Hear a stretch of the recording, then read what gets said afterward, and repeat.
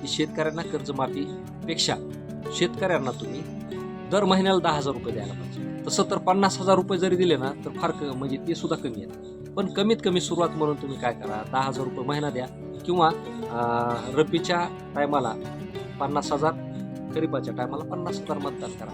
त्यानं राष्ट्र गरीब होणार नाही, राज्य गरीब होणार नाही. ते सहज देणं शक्य बरं का, फक्त देणारा पाहिजे आणि त्याला शेतकऱ्यांचं हित कळालं पाहिजे. राज्याच्या तिजोरीत इतका माप पैसा शिल्लक राहील की त्यामधून तुम्ही प्रत्येक शेतकऱ्याला वर्षाला लाख लाख रुपये जरी वाटले ना तरी बी शिल्लक राहील. जर समजा एखाद्या राज्यकर्त्याच्या मनात आहे की हे राज्य, इथला शेतकरी, इथला विद्यार्थी, इथला युवक सुधारायचे आणि त्याला काम द्यायचंय आणि ह्या आपल्या राज्यातल्या देशातल्या प्रत्येक माणसाचं उद्धार करायचा आहे, तर 5-5 वर्षाची गरज नाही, 10-10 वर्षाची गरज नाही. काय एका वर्षामध्ये सगळा राज्य आणि देश सुधरू शकतो. फक्त निर्णय घेणारा खंबीर पाहिजे आणि तेवढा प्रामाणिक आणि पवित्र पाहिजे. जे तो येतोय भ्रष्टाचार करतोय, जे तो येतोय खाजगीकरणाच्या नावाखाली सगळं सरकार विकून टाकतोय. आज मला सांगा, फक्त शेतकऱ्याची शेती विकायची बाकी राहिली. शेतकऱ्यांनी शेतकऱ्याची जात संपली, कारण त्याला त्याचं कुळ, त्याचं मूळ कळालेलं नाही. शाळेतला मास्तर जर म्हणला ना तुझ्या पोराची परीक्षा फीस आली, तू 100 रुपये भर, किंवा तुझ्या पोराला वही नाही, तू काय करतो शेतकरी माहिती? त्या पोराची जी काही 100 रुपये भरायचे ते मागं ठेवतो, पण आधी त्या देवाची देणगी देतो. की गावाचं जर संरक्षण करण्यासाठी जर इतक्या देवाची टोळी गावाच्या शिवारावर आहे, तर मग शेतकरी सुधरत कसा नाही आणि त्याचं संरक्षण कसं काय होत नाही? जर शेतकरी आहे ना तो त्याच्या गावातच कैद केलेला आहे. आणि जगाची रीत आता अशी झालेली आहे, जो तुम्हाला जगवतो, जे तुम्हाला आधार देतो ना, काय त्याच्यावरतीच लाथा घालतात. तुमची बुद्धी चालावा, तुमचा उद्योग चालावा, तुमचा व्यापार चालावा म्हणून सगळ्याला चालविण्याचं काम शेतकरी करतो. शेतकऱ्यांची कर्जमाफी केली, हा परंतु शेतकरी त्याबद्दल काही खुश नाही. हा काय कारण आहे? शेतकरी खुश नाही असं म्हणण्यापेक्षा शेतकऱ्यांचं जी काही अडचण आहे किंवा शेतकऱ्यांचे जे प्रश्न आहेत ते दूर केले तर ते खुश होईल ना. त्याचे प्रश्नच नाही सुटलेले नसल्यावर ते खुश कसा होईल बरं? आणि मग शेतकऱ्यांना जर समजा आनंदी पाहायचं असेल, जसं पूर्वीच्या काळी होतं ना की बळीराजा, की शेतकऱ्यांचा राजा म्हणून आज बी बळीचं नाव घेतलं जातं. आता ते किती हजारो वर्ष होऊन गेली, आज बी शेतकरी काय म्हणतो, इडापिडा टळो बळीचं राज्य येऊ.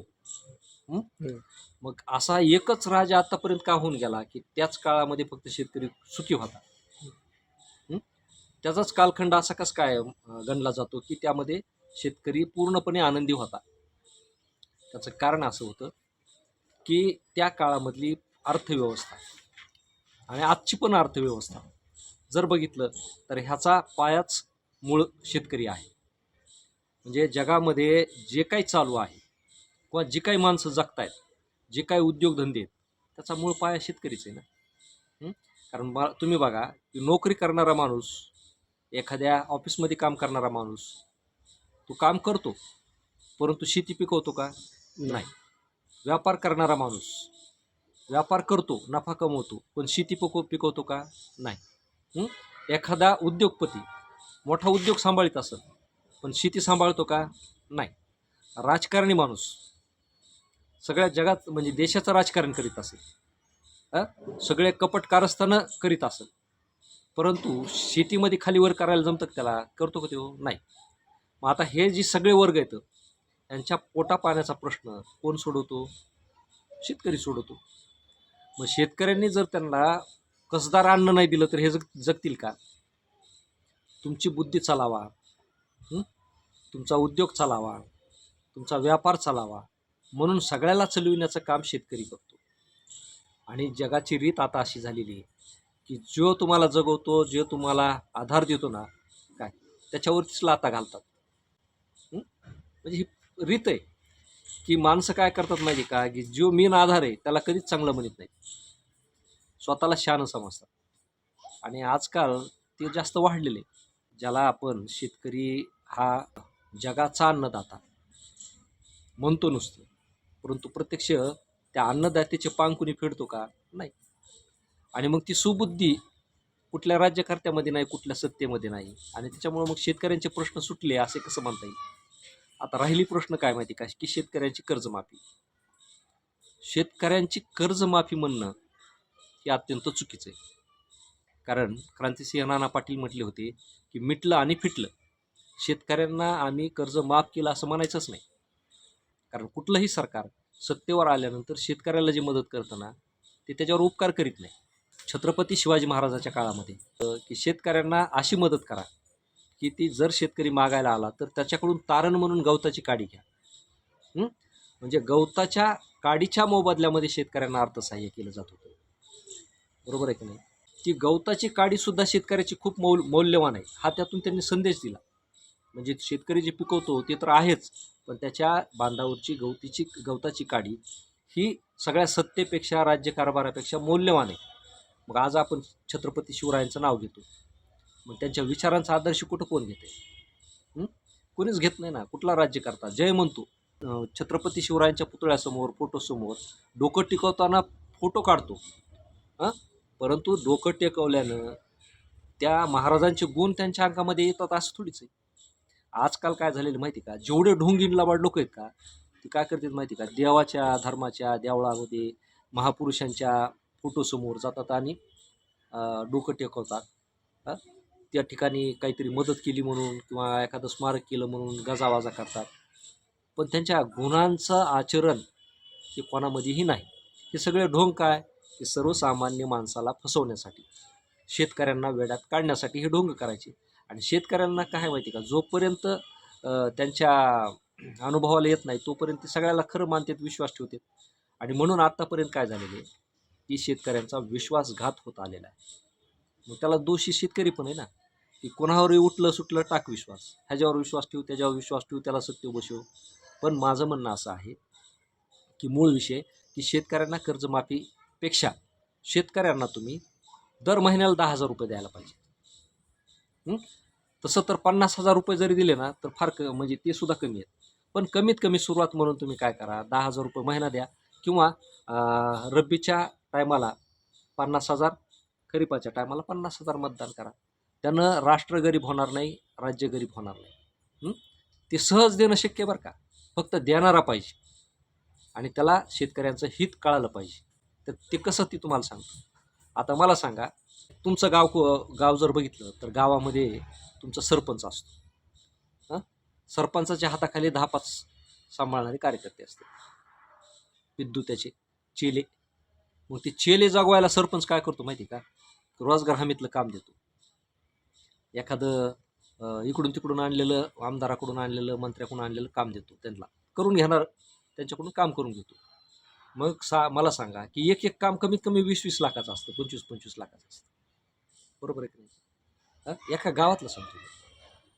आणि मग तिथं ते काम ओरिजिनल असतं का? नाही. फक्त त्या योजनेच्या नावाखाली त्या कार्यकर्त्याच्या खिशात पैसे द्यायचे असतात. बरोबर. मग एक काम करा ना, असले लबाड धंदे किंवा लबाड कामं, खोटे कामं सगळे बंद करा. सगळे बंद करा. की जिथं बोगस कामं होतात का, तिथले बिलच देऊ नका आणि ते करू बी नका तसले कामं. आज तुम्हाला सांगतो, जर मी काही इस्टिमेट वाचले, शहराचे असू द्या, गावाचे असू द्या, समजा एखादा रस्त्याचं म्हणजे काम आहे, आणि रस्त्याचं काम आहे समजा की आता कदम वस्तीपासून भोसले वस्तीपर्यंत रस्ता करायचा आहे. इस्टिमेट मध्ये लिहिलेलं असतं, कदम वस्ती ते भोसले वस्ती खडीकरण करणे, मुरुम टाकणे. काम मंजूर होतं. 5-50 लाख रुपयाचं, 25 लाखाचं, जे काही त्याची किलोमीटरचं अंतर असेल त्याप्रमाणे पैसे मिळतील. एखादा किलोमीटर असला तर 22-24 लाखाचं सहज इस्टिमेट होतं. 2-3 किलोमीटर असला तर तेवढं 75,000 लाख कोटी रुपयापर्यंत जातं. मग तो काय करतो, पहिल्या वर्षी तो रस्ता करून घेतो, दुसऱ्या वर्षी तोच रस्ता पुन्हा त्या नियोजनामध्ये टाकतो. तो कसा टाकतो माहिती का, पहिल्या वेळेस काय टाकलेलं असतं, कदम वस्ती ते भोसले वस्ती. दुसऱ्या वेळेस टाकतो भोसले वस्ती ते कदम वस्ती. काय केलं, फक्त बदललं. मग तिसऱ्या वेळेस काय करतो माहिती तुम्हाला, कदम वस्ती आणि भोसले वस्तीच्या मध्ये जर एखादं मंदिर असलं तर तिसऱ्या वेळेस ते काय करतो, मंदिर ते भोसले वस्ती, आणि मंदिर ते कदम वस्ती. काय म्हणजे एकच काम किती वेळा, 4 वेळा 5 वेळा फिरून तिथंच, आणि रस्ता तो झालेला असतो. किंवा थोडंफार त्याला डागडुजी केलं की कोट्यावधी रुपये उचलून घेतो. मग आता हे सरकारला हे दिसत नाही का? राज्यातले सगळे कामं असले बंद करा ना. बरोबर. आता मी सांगितलं हे फक्त राजकारणातल्या किंवा कार्यकर्त्याच्या भ्रष्टाचाराचं. हं? आता प्रशासनातला आणि अधिकाऱ्यांचा जर भ्रष्टाचार बघितला ना, तर बोगस गोष्टी करण्यासाठी हे शासनाची कितीतरी विल्हेवाट लावतात ना. आता त्या सगळ्याचा नामोल्लेख मी करणार नाही, कारण आपला विषय तो नाही. प्रश्न असा आहे की तुम्ही सरकार म्हणून सरकार चांगलं चालवा. बळीराजाची, छत्रपती शिवरायाचं तुम्ही नाव घेता, तर त्या पद्धतीनं म्हणजे राज्यकारभार करा. भ्रष्टाचार थांबवा. हे भ्रष्टाचारी बंद झाले का नाही, की राज्याच्या तिजोरीत इतका अमाप पैसा शिल्लक राहील की त्यामधून तुम्ही प्रत्येक शेतकऱ्याला वर्षाला लाख लाख रुपये जरी वाटले ना, तरी बी शिल्लक राहील. म्हणजे काय व्हायला लागलं माहिती का इथं, की जो कष्ट करतोय, घाम करतोय, त्याची किंमत नाही. पण जो लाबाडी करतोय, जो चोरी करतोय ना, काय त्याचा उदो जास्त व्हायला लागला. मग तुम्ही जर समजा करते धरतेत या राज्याची, तर तुम्हाला कळायला पाहिजे ना की आपण कोणाच्या बाजूने राहायला पाहिजे. सत्याच्या बाजूने राहायला पाहिजे का चोराच्या बाजूने राहायला पाहिजे. आता राज्यकर्ते जर चोर असले तर ते सत्तेच्या बाजूने कशाला राहतील. म्हणजे ते म्हणतात ना, चोर चोर मोसेले भाई. आणि ते दुसरी एक म्हण आहे की हम भी नकटे तुम भी नकटे ये सब नकटों का मेला है और वो जो नाकवाला है वो भी हमारा चेला है. मग असे जर चेले तुमच्या आजूबाजूला असले तर तिथं सरळ नाकावाले माणसं कसे टिकणार. अशी गत शेतकऱ्यांची झालेली. आता दुसरी गोष्ट आणखी काय, की शेतकरी जो आहे ना, फक्त राजकीय लोकांनीच दाबलेला नाही. शेतकरी पाताळात घालणं म्हणजे काय, की त्याला कधी वरीच येऊ द्यायचं नाही. म्हणजे राजकीय दृष्ट्या असेल, राजकीय सत्तेच्या दृष्टीनं त्याला सहाय्याच्या बाबतीत असेल, शिक्षणाच्या बाबतीत त्याला खाली खेचते, धार्मिकतेच्या बाबतीत खाली खेचते. खरं जर तुम्ही बघितलं ना, आता आजचा जे शेतकरी आहे का, म्हणजे अगदी पुरातन काळापासून आज बी जर शेतकरी आहे ना, तो त्याच्या गावातच कैद केलेला आहे. तो कसा कैद केलेला माहिती का, त्या गाव शिवारावरती तुम्ही जर बघितलं ना तुम्ही, तर प्रत्येक गावाच्या शिवारावरती देव बसविलेले. म्हसोबा असतो, आसरा असत्या, भोनाई असते, वेगवेगळे देव आहेत. हे चारही बाजूने असते शिवारात. आता हे मी विचार करायचो की हे कशामुळे असतील गोरा देव हे गावाच्या प्रत्येक शिवारामध्ये. तर जुने माणसं म्हणायचे किंवा गावाचं संरक्षण करण्यासाठी असते. मग मी म्हणतो की गावाचं जर संरक्षण करण्यासाठी जर इतक्या देवाची टोळी गावाच्या शिवारावर आहे, तर मग शेतकरी सुधरत कसा नाही आणि त्याचं संरक्षण कसं काय होत नाही. ह्यो शेतकरी दर पोळा आला, दिवाळी आली, पाडवा आला की पोतवर नारळ नेऊन त्याला फोडतो. बरोबर आहे का नाही, त्याला जपतो, त्याच्यावर विश्वास ठेवतो. पण तरी बी त्याला देव तारीत कसं काय नाही. त्याचं कारण असं आहे की ते देव आहेत का, हे देव म्हणजे पहारेदार आहे. आणि शेतकरी त्या कैदखान्यातला बंदिवान आहे. त्याच्या बाहेर, त्या शिवाराच्या बाहेर त्याला येऊ द्यायचं नाही. मग ते कसं माहिती आहे तुम्हाला, की ह्या देवाची यात्रा संपली की त्या देवाची सुरू होती, त्या देवाची कंदुरी संपली की त्या देवाचं सुरू होतं. बरोबर आहे का नाही. आणि मग मला सांगा की आपल्या हिंदू धर्मात सणवार तर काय म्हणजे दर महिन्यालाच आहेत ना. ते सणवार सोडून पुन्हा हे देव बी सुरू होतात ना. आलं का लक्षात. मग मला सांगा, ते प्रत्येक देव खुश करायला दर महिन्याला ह्याला आधीच तर उत्पन्न कमी, एकरात 20,000 पीक कमवतो. आणि प्रत्येक दिवस 1,000 रुपयाला बी धरलं त्याने, 1,000 रुपये बी धरले तर 12 महिन्याचे 12,000 ते दिवस तिथं लुटायला लागले ना हो त्याला. पुन्हा ते मी फक्त निवड किंवा त्यांचं ते काय म्हणते त्याला आपलं देणगी, ह्याचा जर हिशोब केला तर ते 10-12 हजाराला तिथंच खापला ना. आणि 8,000मध्ये त्याचा प्रपंच कसं चालणं होतं त्याच्या उत्पन्नावर. आणि मग त्याने ते फाशी घेणार नाही तर काय होणार आहे. म्हणजे तुम्हाला ह्या बारीक बारीक गोष्टी दिसत नाही, दिसतात का. की देवाच्या नावाखाली त्याचं काय कसं वाटोळं व्हायला लागले, धर्माच्या नावाखाली कसं वाटोळं व्हायला लागले. बरं, हे शेतकऱ्याला बी बरं वाटतं ना. एवढा विचार तो करीतच नाही ना की आपला पैसा कुठं चाललाय. बरं, दुसरी गोष्ट कसं आहे माहिती का, त्या प्रत्येक देवाची भक्त मंडळी टोळी कुठं बी जा तुम्ही, आता टोळ्याचा फेस आलेला आहे. जसं ते कुरडू रानात तिथं का नाही बिलाईत फिलाईत, तसं आता देव स्थापन करायचा आणि त्याच्या नावाने 4 जण तयारच होते बुकं घेऊन. मग ते भंडाऱ्याला द्या पैसे, भंडाराला सप्ताहाला द्या पैसे.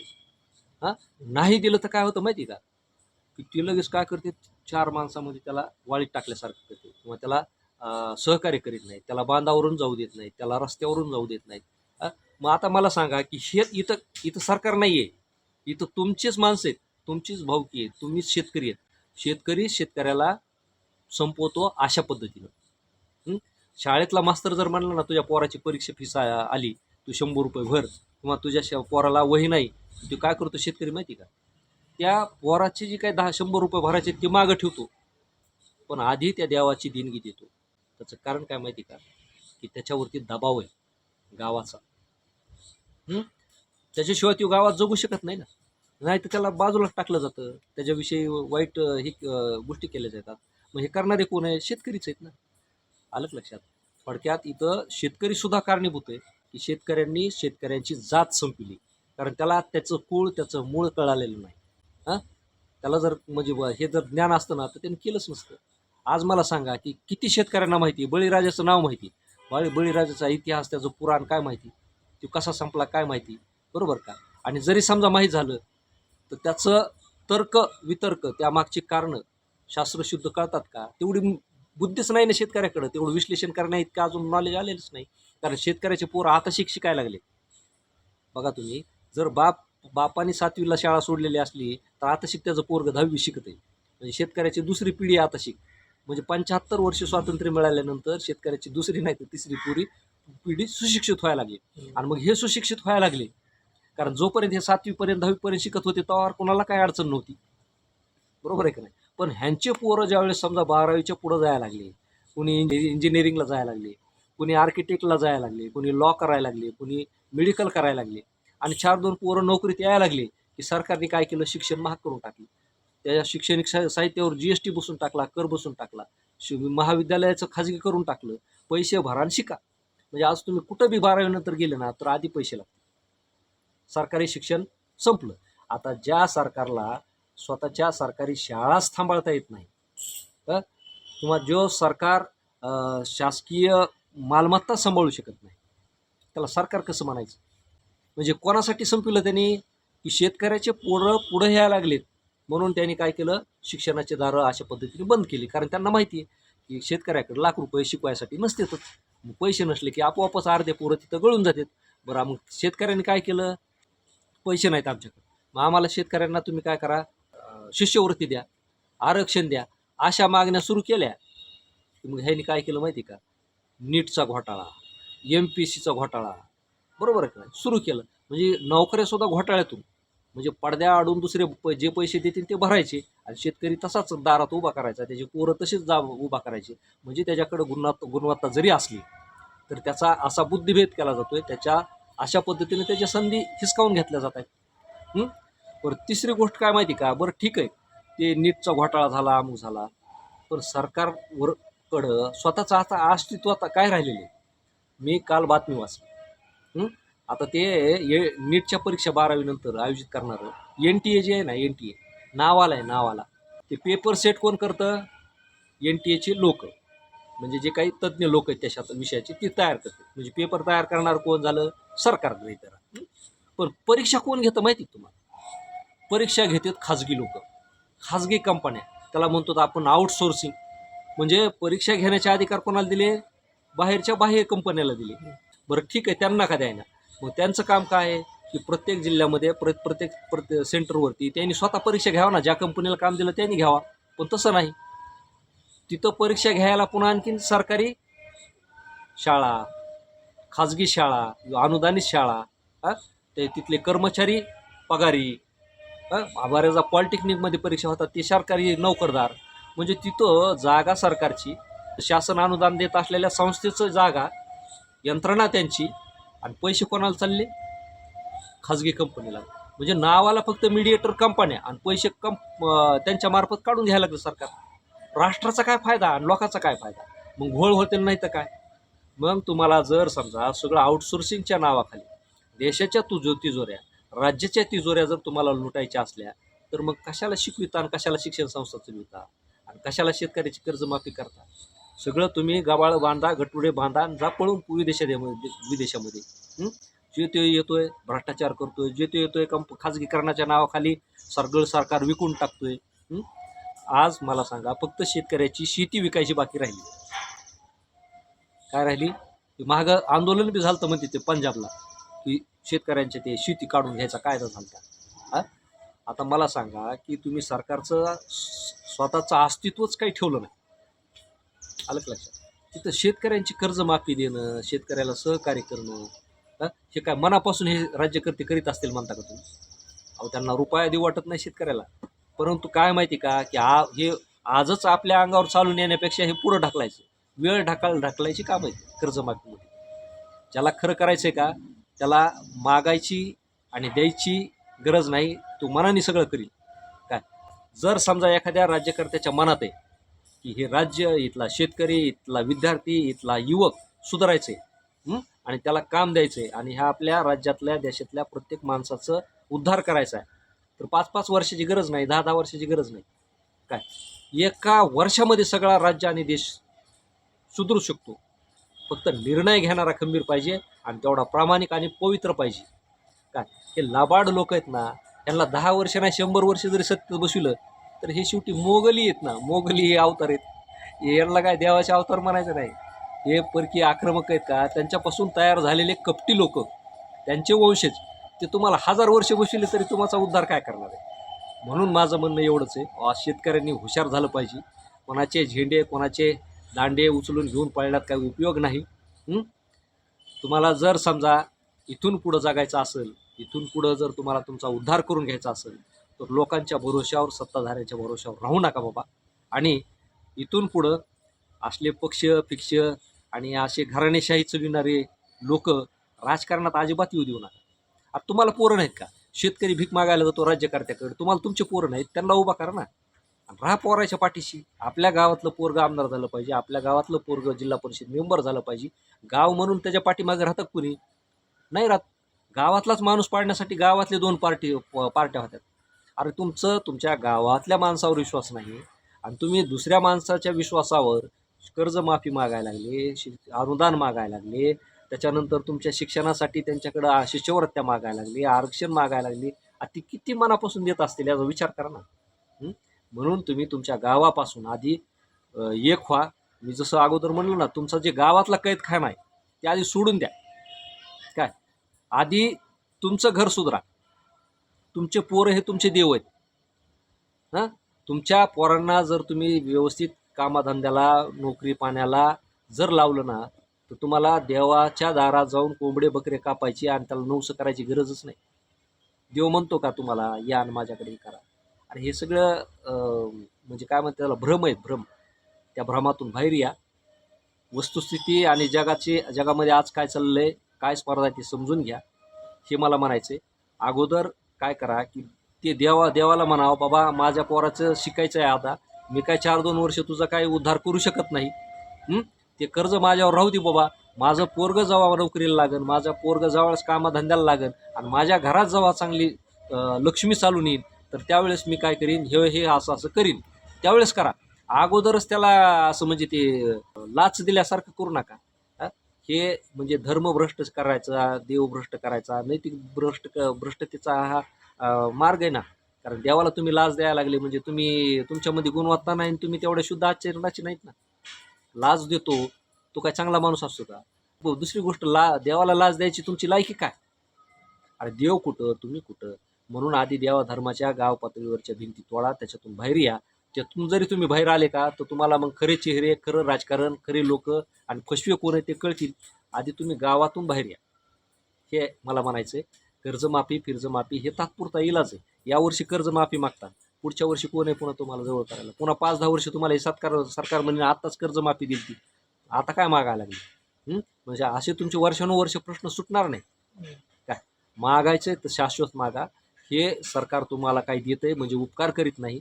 काय त्याच्या खाली दबावाखाली राहू नका. सरकार चालविणारे तुम्ही, सरकार जगविणारे तुम्ही आहेत. तुम्ही राज्यकर्ते व्हा. तुम्ही खरे मालक आहेत या देशाचे, या जमिनीचे आणि इथल्या प्रत्येक गोष्टीचे. शेतकरी मालक आहे, शेतकरी बाप आहे, शेतकरी देव आहे. स्वतःची किंमत स्वतः करा, एवढंच मला म्हणायचं आहे. धन्यवाद.